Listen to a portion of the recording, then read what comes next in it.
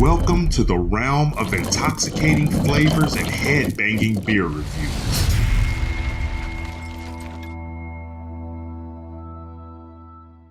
Welcome to another episode of the Rare Beer Club. I'm your host, the Ginger Yeti. And if you're new to the channel, the Rare Beer Club is a subscription club put out by the beerofthemonthclub.com. I receive a box every month that contains 2 hand-selected beers, costs about $60. I box of beers and select one to review kind of blindly, and then I review the second one in another video. Now, normally the boxes I receive are half this size. And I've been trying to do these in kind of chronological order to get through them all, to get the oldest ones out first, so I can get some of the ones out that have been sitting around for a while. However, when I came home from a tour, this box was sitting in the house waiting for me. And it's kind of weird, one, because it's almost twice the size of the normal boxes I've received from the Rare Beer Club. And it doesn't seem to weigh as much. I mean, for the size of this box, it doesn't weigh that much. But I believe it's from the Rare Beer Club because the packaging labels and things look like it came from the Rare Beer Club. Another odd thing about this box is there's 2 labels on it. And the first label is from December 17th, 2025. And the second label has a handwritten date, January 15th of 2026. Now, I left on January 19th, and this box definitely wasn't at my house when I left. I also have another box that's sitting downstairs that I haven't even looked at yet, but I did look at the date, and that box is also from January. So I don't know what this is. And curiosity got the best of me. So I'm going to open this up and see what's going on here, because I have no clue. And maybe I'm screwing up and I should have waited until I did the December or the November one or something to see why they sent this way. But I'm going to do it as it is. So it's got some, let me get this box out of the way. This is very light. It's crazy. It's got a couple of advertisements in here, but nothing that talks about what's in this box. And the box has a 6 or 12 pack carton thing, and there's only 4 beers in here.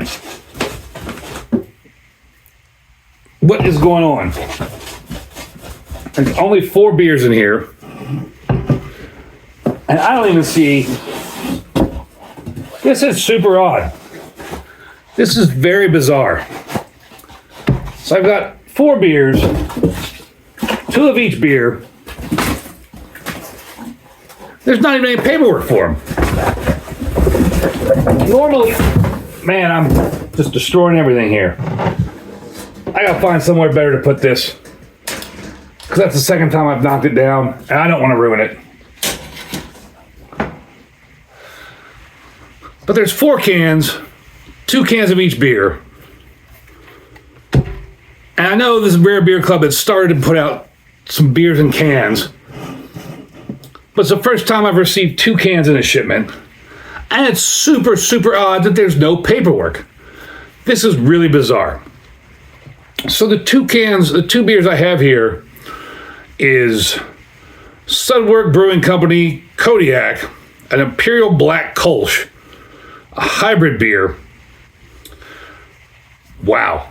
And then Black Miso, which is a Russian Imperial Stout with miso from Yapis. I've had beers from Yapis before. So I think I'm going to choose the Imperial Black Kölsch. I've never heard of this before, and it just sounds interesting. Unfortunately, there's no paperwork whatsoever about these beers. I'm very shocked.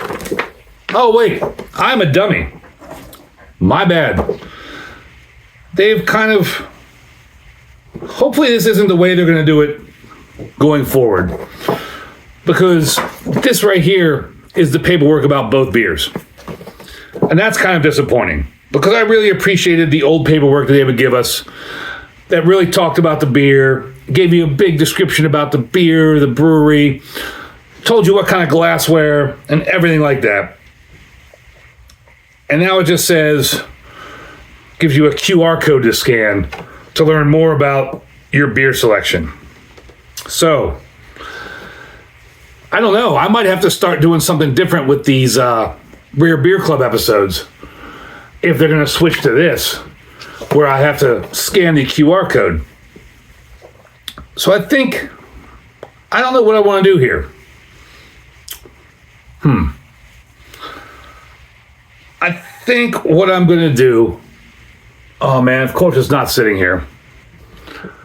I'm definitely going to do this black Kölsch. That's exactly what I want to do. Do this black Kölsch. Put these two beers aside. Again, it's insane that they put 4 cans of beer in this box. I just saw Shane from Shane's Craft Beer Review do a little short on Amazon, sending him something the size of like, I don't know, this box here in an envelope that I could fit in. And that's kind of similar. But I think what I'm going to do, if you give me a moment, I'm going to grab my iPad, see if I can scan this QR code. And I want to do this beer. So I'll be right back. Let's see if this ancient iPad can scan a QR code.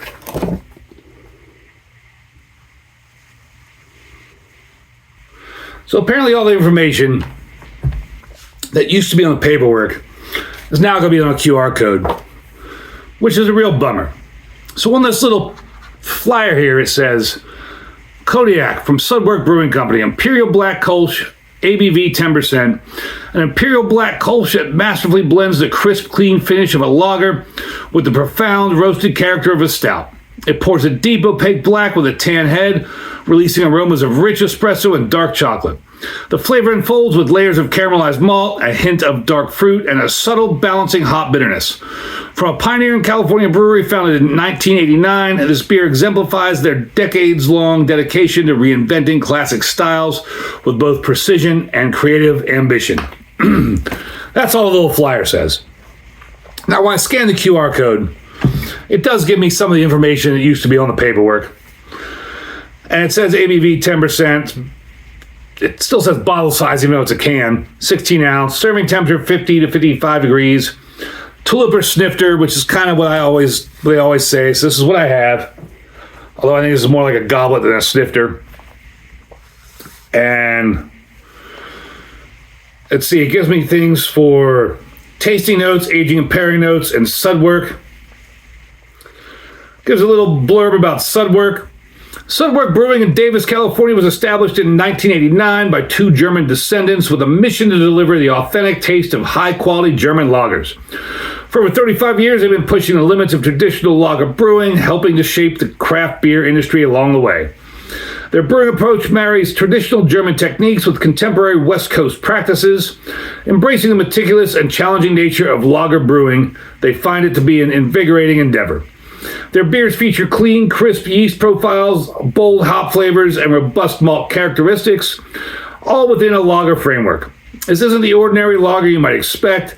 That's how we came to be familiar with and fans of what they were up to in Davis. Their People's Pilsner is exceptional, having won a total of 8 GABF medals, as are their numerous limited releases that tend to sell out as soon as they're packaged.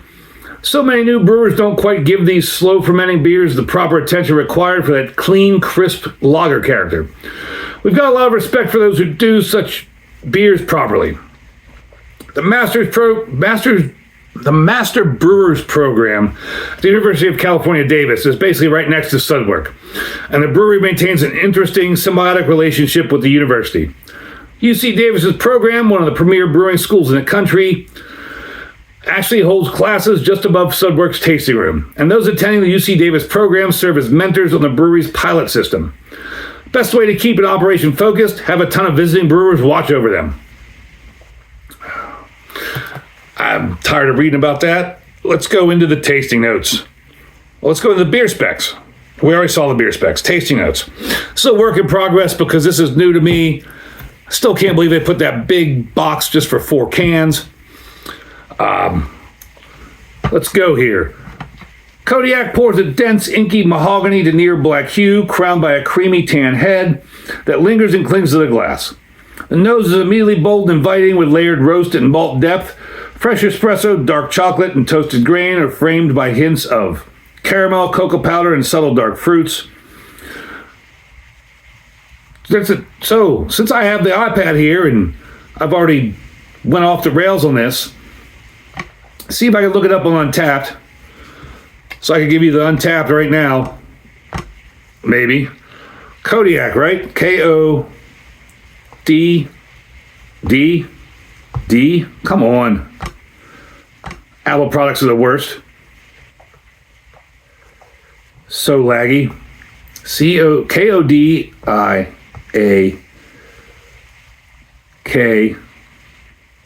And this is from Sudwerk. I'm glad this is so responsive. I need to get an Android tablet. Kodiak, Sudwerk. Any day now. Well, while I'm waiting on that, here's the can. It's a bear in the lake, kind of whatever. And while I'm waiting on it, let's look at the can here. It says 10% ABV, Imperial Black Kölsch, a hybrid beer, Sudwerk Brew, artwork by at Paint in My Blood. Wow, interesting artist name. California craft lager since 1989, Sudwerk. And that's everything on the can. There's something on the bottom here. Tag us at Sudwerk Brew, canned December 3rd, 25. So this is very fresh. On Untapped, there's only 149 check-ins, 136 unique for a 3.82 average. I'm guessing there's nothing on Beer Advocate. See if I can get back to the description now. Tasting notes. So I just read about the pour, so we'll pour it out and get on the nose. This video is just a mess. They definitely threw me for a loop with this new giant box with 4 cans and no more paperwork. I don't know what I think about all that. So on the nose, it says the nose is immediately bold and inviting. No, with layered roast and malt depth. Just getting a grassiness. Fresh espresso, dark chocolate, and toasted grain are framed by hints of caramel, cocoa powder, and subtle dark fruit. I don't get any of that on the nose. Maybe this is too cold.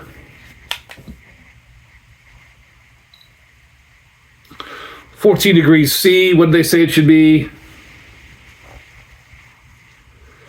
Somewhere in here it should say what the serving temperature should be. Or does it no longer say?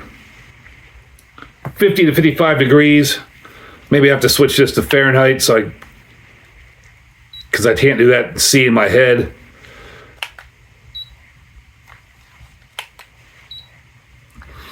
(52), it says 50 to 55. So that should be good. I am not getting any of that. I just get a slight grassy note. Almost like more along the lines of a celery note than grassy.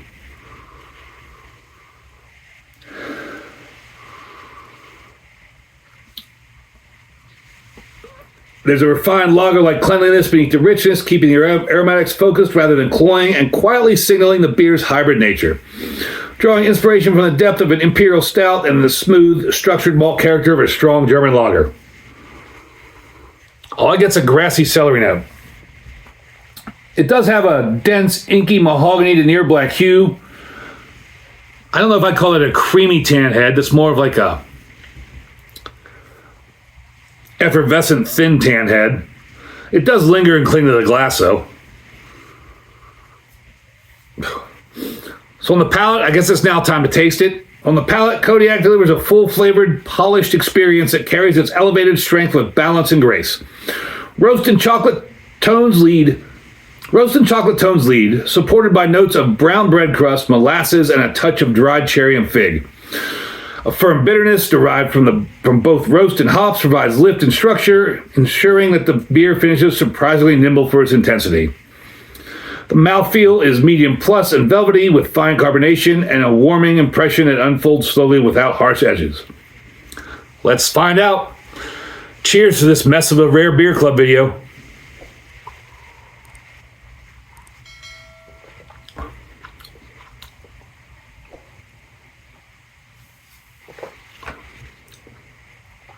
Medium, yeah, I would say medium bodied. Definitely some fine carbonation. Maybe a slight warming, but it's very, very subtle. Come back to the flavor here. Roast and chocolate tones. Yeah, I do get some roastiness, some like bittersweet chocolate.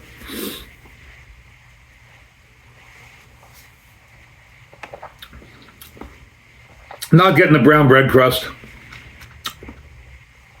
Don't get dried cherry or fig. Don't get the molasses. Firm bitterness, I don't know. It's like bittersweet chocolate, or bitter chocolate, bitter cacao. There's some roastiness there. But I wouldn't call it bitterness. Like, when you say bitterness, I think of hop bitterness. And that's not what I'm getting out of this. I don't know what they mean by the beer finish is surprisingly nimble or intense. Its intensity, like,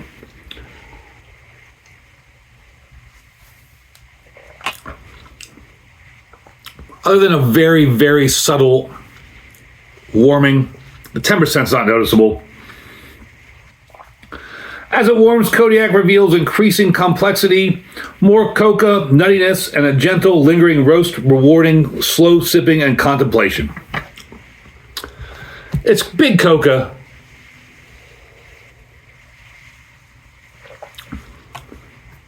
I mean, that's chocolatey, that's roasty, a little bit of sweetness to it.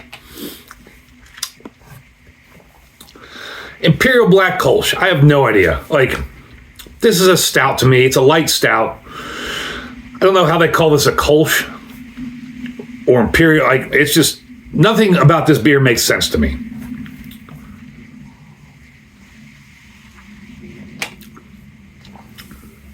Just like nothing about this format makes sense to me, with it now just giving you a brief blurb about the beer, and you have to go on and scan the QR code. But I guess that's the times we're in. Modern technology, they're going to get away from the paperwork, which is kind of a shame, at least for my channel, because I really enjoyed going through the paperwork and posting the paperwork. If I can figure out a way to post this website where they talk about the beer, I will. I don't know how long they'll keep the website up in perpetuity, which is one of the things that's a shame, because at least with the paperwork, as long as my channel's alive, the paperwork will be up there. But I'll try to post this link down there below where I used to post the paperwork. Back to the beer, though. I mean, this is a confusing beer. Imperial Black Kölsch. Never heard of that style.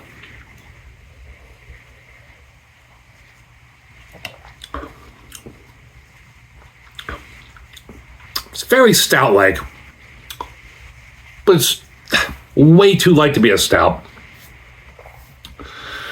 I am getting some other nuances in there now. What is it saying again? Like, I might be starting to pick up some of that bread crust. That brown bread, that dark bread crust.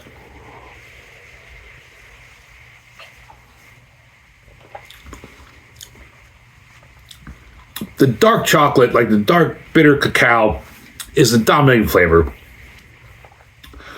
Maybe I'm picking up a touch of, there's some sort of sweetness coming through now. Maybe it's molasses or dried cherry or something. It's a very complex and interesting beer, as the Rare Beer Club beers generally are.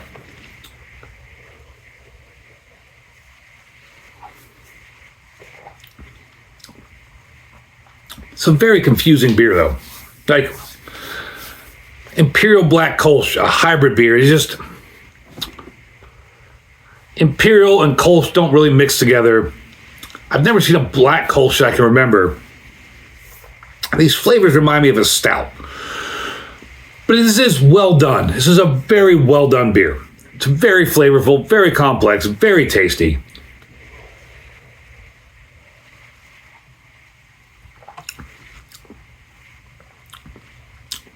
You know, man, I think overall,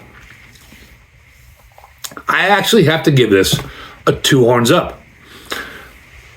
This is just a wild beer. I mean, it's just really interesting, really complex, really good flavor. It's easy to drink. I think I've pounded half this can just during this review. At 10%, that's going to be dangerous. This is a very well done beer, very unique beer. If you get Sudwerk and you can find this beer, absolutely buy it. I don't know what you would pay for it on the shelf or what you would pay for it at the brewery, but I would definitely check it out if you can get your hands on it. I'm going to still continue to do these Rare Beer Club reviews. I might have to change the format now because of them only putting this in here and the having to scan the QR code to get the information. Might not be able to do them blindly anymore because this is kind of a mess. I'm going to have to figure it out. But if you made it this far in the video, thank you for watching. Thank you for getting through this giant mess. Hopefully the next time I do one of the new ones, I'll have a better idea how to do it. I still have about a dozen of the old ones that still have the paperwork that I've got to get through. A dozen boxes, so that's like 24 beers. That's going to take me a while, especially since I am leaving again and going to be gone for like 3 months and whatever, and nobody cares about that. You probably all tuned out anyways, so I'm just going to end it there with thank you all for watching. I really appreciate it. If you have made it this far in the video, you're a star. Put a star in the comments, and as always, embrace the adventure.